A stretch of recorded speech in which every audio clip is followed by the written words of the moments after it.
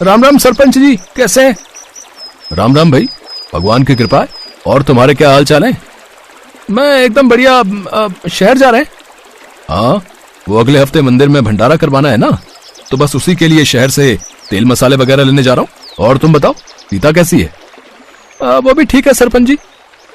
अच्छा अच्छा, चलो भाई, पहले ही बड़ी देर हो गई है, अब जल्दी से नाव बढ़ाओ।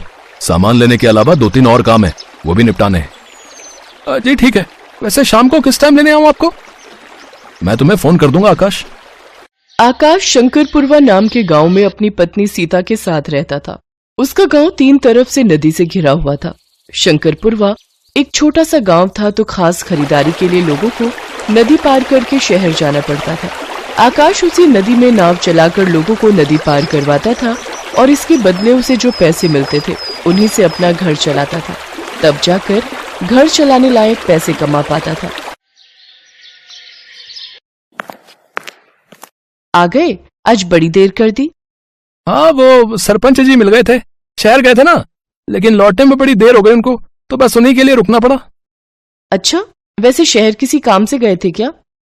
बता तो रहे थे कि मंदिर में कोई भंडारा करवाना है, बस उसी के लिए खरीदारी करनी है। अजीब लोग हैं, दिखावे के लिए इनके पास ढेरों रुपए हैं, लेकिन उन्हीं पैसों से गरीबों का भला कर दे, इसके बारे में कोई नहीं सोचता। फिर वही बात, अरे अपनी अपनी आस्था है सबकी। हाँ, तो मेरी भी अपनी सोच है। मेरा बस चले ना, तो मैं ये सारे मंदिर मस्जिद हटवाकर उनकी जगह गरीबों के लिए अस्पताल या स्कूल बनवा दूं। देखिए, हर चीज की अपनी जरूरत होती है। कोई आपके घर को स्कूल बना दे तो कैसा लगेगा आपको? अरे हम तो इंसान हैं, ये घर हमारी जरूरत है, लेकिन अगर तुम्हारे भगवान इतने ही बड़े हैं तो उन्हें इस सब की क्या जरूरत है? जरा समझाओ मुझे। अरे ये क्या बात हुई? माना कि भगवान को इन सब की जरूरत नहीं, पर उनके बहाने भंडारे में खाना तो गरीबों को भी मिलेगा ना। हाँ, यही तो मैं कह रहा हूँ ना। अरे मदद करनी है तो खुलकर करो ना, ये भगवान का नाम लेकर ढोंग ढकोसले करने की क्या जरूरत है? ओहो, मुझे माफ करो, आपसे बहस करना मेरे बस की बात नहीं है। अब मैं तो जा रही हूँ। कहाँ जा रही हो? अपने भगवान जी के पास, उनकी पूजा करने। इतना कहकर सीता वहां से चली गई और आकाश भी चिढ़कर अपनी नाव की साफ सफाई में लग गया। असल में आकाश एक नास्तिक था, उसे भगवान में बिल्कुल भी विश्वास नहीं था, जबकि उसकी पत्नी सीता भगवान शिव की बहुत बड़ी भक्त थी। आकाश को पूजा पाठ और उससे जुड़ी हर चीज से चिढ़ थी। उसे ये सब ढकोसला लगता था, इसीलिए उसने अपने घर के अंदर सीता के लाख कहने पर भी भगवान का मंदिर नहीं बनने दिया। हार मानकर सीता ने घर के बाहर एक बरगद के पेड़ के नीचे भगवान शिव की मूर्ति स्थापित कर ली थी और हर रोज वहीं जाकर वो उनकी पूजा किया करती थी। आकाश दिल का बुरा नहीं था, मगर उसे भगवान पर बिल्कुल विश्वास नहीं था और इस मामले में वो किसी की बात नहीं सुनता था। फिर अगली सुबह। अरे आकाश भैया, घर में हो क्या? हाँ भाई, बस अभी आया। बोलो, नदी के किस तरफ जाना है? नहीं भैया, हम नदी पार करने नहीं आए, बल्कि चंदा लेने आए हैं। वो महादेव के मंदिर में भंडारा हो रहा है ना, तो भगवान शंकर की कृपा से इस बार बहुत विशाल भंडारा करने का सोचा है। आसपास के 2-3 गांव के लोग आने वाले हैं। गांव में हर किसी ने चंदा दिया है, बस आप ही रह गए हो। सीता पीछे खड़ी सब सुन रही थी। वो जानती थी कि आकाश उन्हें भंडारे के नाम पर तो फूटी कौड़ी भी नहीं देने वाला, और हुआ भी ठीक वैसा ही। एक बात बताओ भैया, अगर भगवान के नाम पर भंडारा कर रहे हो तो जाकर भगवान से ही क्यों नहीं मांग लेते चंदा? हमसे क्यों मांग रहे हो? और अगर हमसे मांग रहे हो तो फिर भगवान के नाम पर क्यों करा रहे हो भंडारा? ओहो, इससे तो बात करना ही बेकार है, नास्तिक कहीं का। चलो यहाँ से, ये कुछ नहीं देगा। वो लोग गुस्से में वहां से चले गए और आकाश उन्हें देखकर मुस्कुराने लगा। फिर आकाश जैसे ही अंदर गया तो सीता आकाश से नजरें चुराकर तुरंत बाहर निकली और दौड़कर उस आदमी के पीछे गई जो आकाश के घर चंदा लेने आया था। भैया, अब सुनो तो, अब आप शाम को आ जाना, ठीक है? ठीक है दीदी, जैसा आप कहो। थोड़ी देर बाद आकाश खाना खाकर अपनी नाव लेकर चला गया और उसी शाम चंदे वाला फिर से आकाश के घर आया और फिर, लो भैया, ये हमारी तरफ से भंडारे के लिए। पर आकाश भैया ने तो। अरे उनकी छोड़ो, आप ये लेकर जाओ, और हाँ, मैं जरूर आऊंगी भंडारे का प्रसाद लेने। हाँ हाँ दीदी, कल सुबह पहले पूजा होगी और फिर दोपहर से लेकर भगवान ने चाहा तो अगले 2 दिनों तक खूब चलेगा भंडारा। अरे वाह, ये तो बहुत अच्छी बात है। भोलेनाथ सबका भला करें। सीता के पास पैसे तो नहीं थे, लेकिन उसने अपने घर का आधा राशन उस आदमी को भंडारे के लिए दे दिया था। उधर नदी पर आकाश लोगों के आने का इंतजार कर रहा था। काफी देर बाद भी लोग तो नहीं आए, पर आसमान में काले बादल घिर आए। फिर कुछ ही देर में बहुत तेज बारिश होने लगी। देखते ही देखते बारिश इतनी तेज हो गई कि आकाश को अपनी नाव चलाकर एक पेड़ के नीचे आना पड़ा।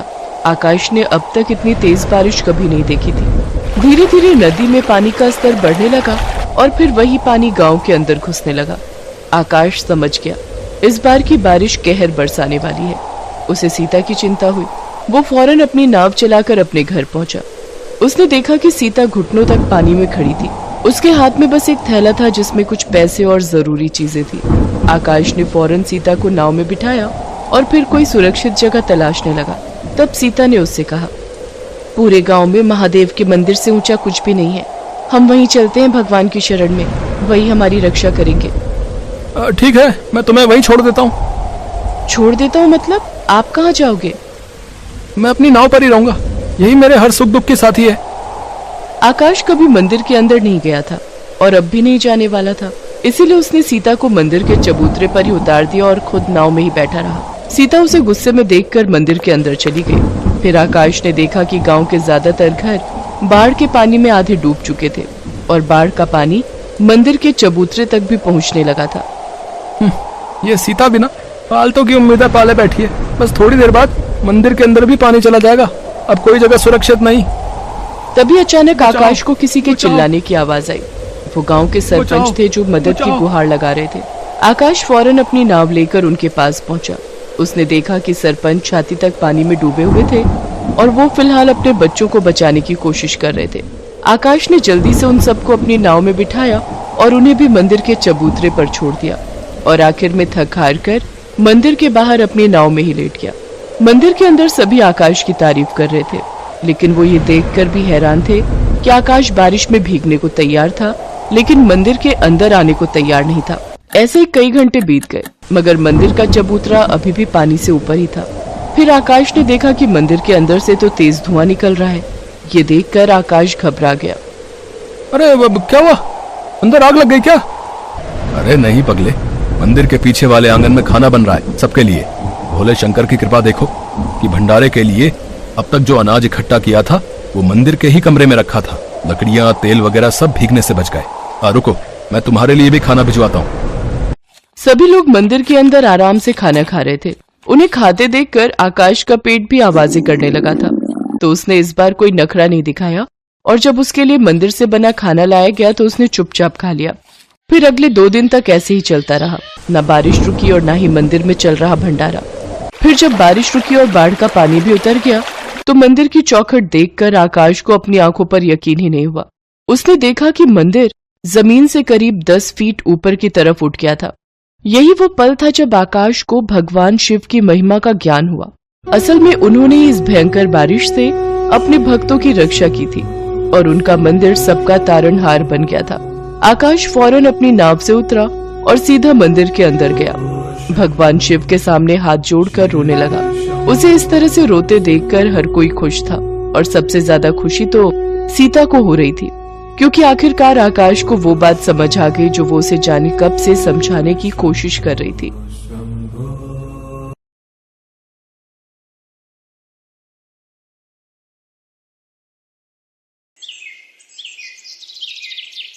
भीखू और उसकी पत्नी ममता का एक छोटा बेटा था।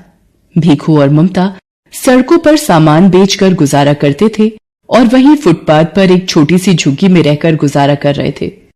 ममता दोबारा गर्भवती थी, इसलिए वो झुग्गी के आसपास ही रुकने वाले वाहन के लोगों को सामान बेचती थी। एक दिन ममता पुल वाली लाल बत्ती काफी देर तक रहती है, इस वजह से वहां भीड़ भी काफी रहती है। मैं सोच रहा हूँ आज थोड़ी देर वहीं सामान बेचकर आ जाता हूँ।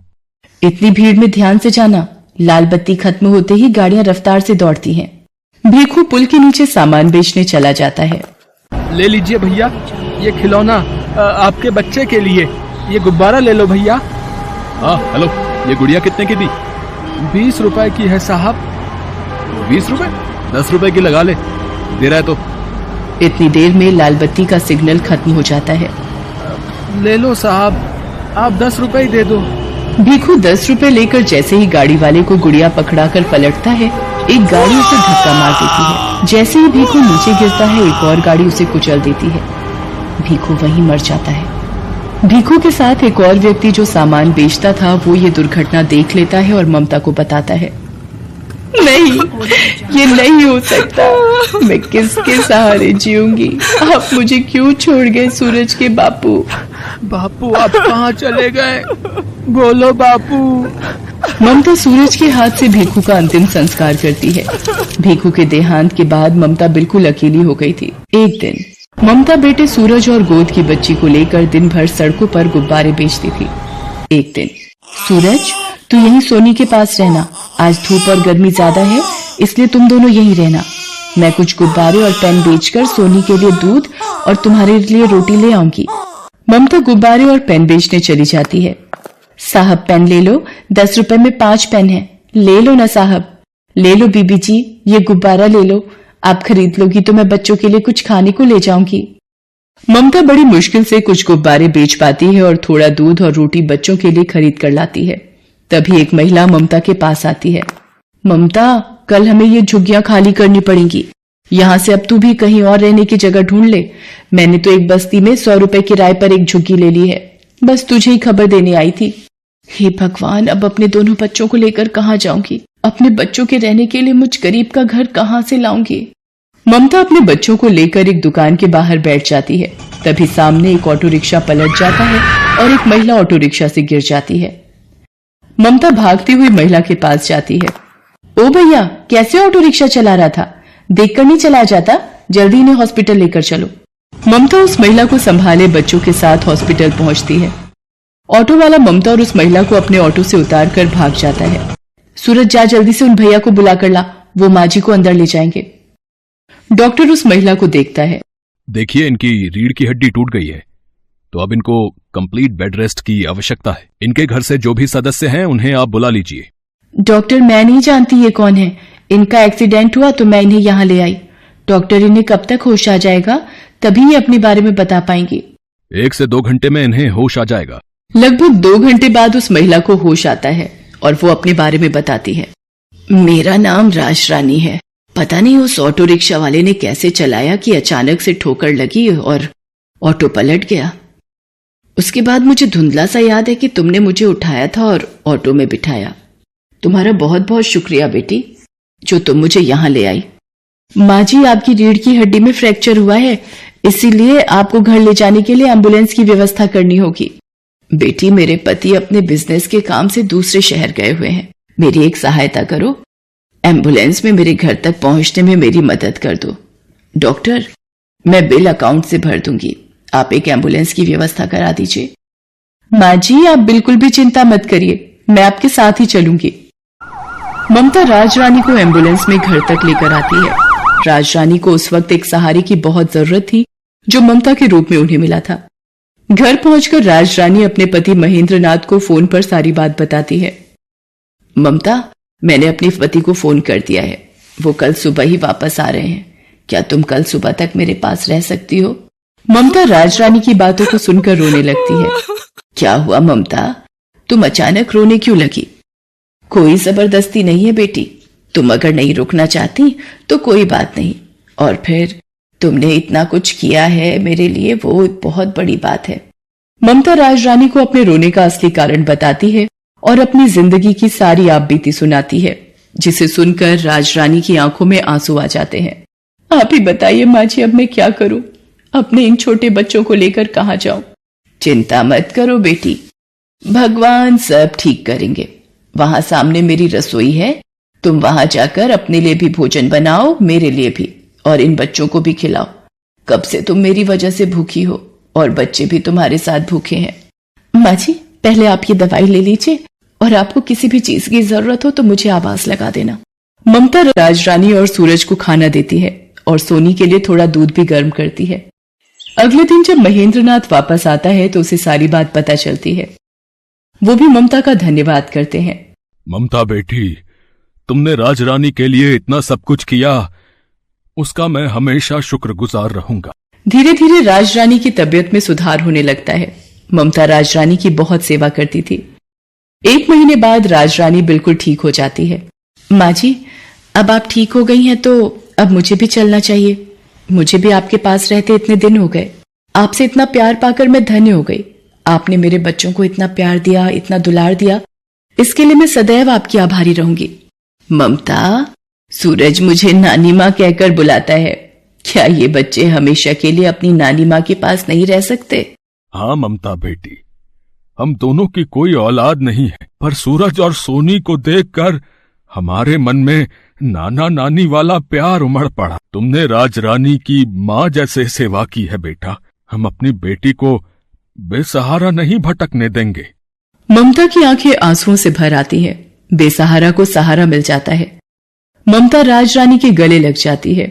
उस दिन के बाद से ममता महेंद्रनाथ के कारोबार में उसका हाथ बंटाने लगी और उसने दोनों बच्चों को पढ़ा लिखा कर बच्चों के सपने पूरे किए। Thanks for watching.